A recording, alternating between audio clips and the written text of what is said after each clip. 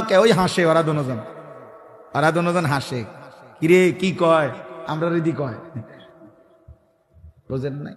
হ্যাঁ, অসভ্য তো বোঝে, ওরে যে কয়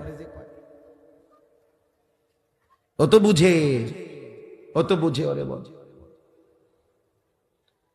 আমি এই জন্য প্রত্যেক দিন বলি, সমবয়সী ভালো হইতে দেয় না। অধিকাংশ ছেলেদের নষ্ট হওয়ার পিছনে মূল কারণ সামান্য ফুলানের লগে চলে, দিন রাত সমবয়সী ওরে গুনার, ও একটু যদিও ভালো হইতে চাইছিল, ওর লগের গুণে ওরে কইছে না, আরে রাখ বেটা, অনবয়স অল্প। সমবয়সী বড় দুষ্ট হয়। এই জন্য সামান্যায়, শুধু সামান্যার লগে যদি চলো ভালো হবে, বড়র সাথে চলতে হবে, আল্লাহওয়ালার সাথে চলতে হবে, কোন দিনদার মুত্তাকির কাছে মাঝে মধ্যে যাইতে হবে, নালে পারতা না। জোয়ান হোক বুড়া হোক, প্রত্যেক ব্যক্তি, একেবারে 90 বছরের বুড়া মিয়া চাচা আপনারে বলি, আপনিও যদি একলা একলা চলেন পারতেন না। একলা একলা চললে বেশিরভাগ গুনাহ করতে মন চাই, কোনো কাম নাই তো চলো আদওয়ানে যাই কদুর বই, আমার শরীরে বল নাই, থাক অসুবিধা কি, মানুষে তো কয় আমি শুনি, মানুষে যে গীবত করে আমি বসে বসে শুনি। হ্যাঁ, এই জন্য একা চলতে না, কোন আলেমের সাথে, কোন আল্লাহওয়ালার সাথে চলা উচিত।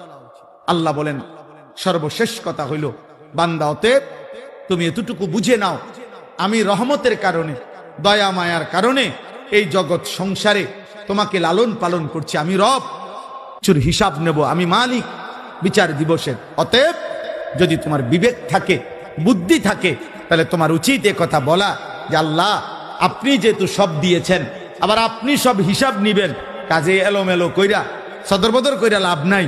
ইয়াকা নাবুদু, আমি আপনার গোলামি করব, বাবুরে বেজালের দরকার নেই, আপনার ইবাদতই করব।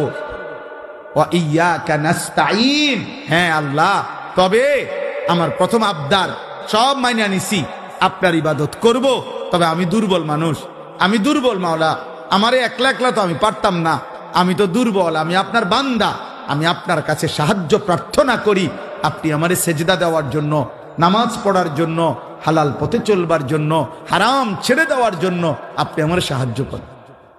আল্লাহ বলেন বলে আব্দি মা সাআলা, দিল থেকে চাইলে আমার বান্দা যা চাইলো আমি তাই দিলাম,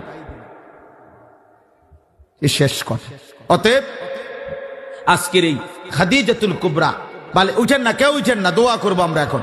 খাদিজাতুল কুবরা এই বালিকা মাদ্রাসায় আজকের এই মুবারক মাহফিলে সূরা ফাতিহার মাধ্যমে আমরা আপনাদের কাছে এই কথা বুঝাইতে চেষ্টা করলাম, এই সৃষ্টির সবকিছু কার, অতএব প্রশংসা কার, অতএব গোলামি করা উচিত কার, সাহায্য চাওয়া উচিত কার, কার কাছে, আল্লাহর কাছে।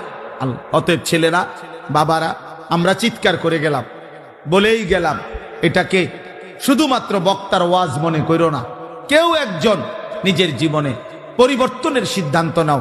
বাবারা, আপনাদেরকেও বলি, চায়ের আড্ডা, আপনারা বিড়ি সিগারেটের আড্ডায় যাবেন না, আপনার বাকি হায়াত তসবিহ পড়েন, কোরআন পড়েন, দিন মানেন। আর প্রত্যেকটা বাবা মা আপনারা আপনাদের ছেলে, আপনাদের মেয়েকে দিন শিখান। মুসলমানের সকলের উপরে দিন শেখা ফরজ, ফরজে আইন। অতএব আপনার মেয়ে 3 জন, কোরআন শিখবে 1 জন, তো বাকি 2 জনের জন্য ফিডা খাইতে আপনি রেডি থাকেন।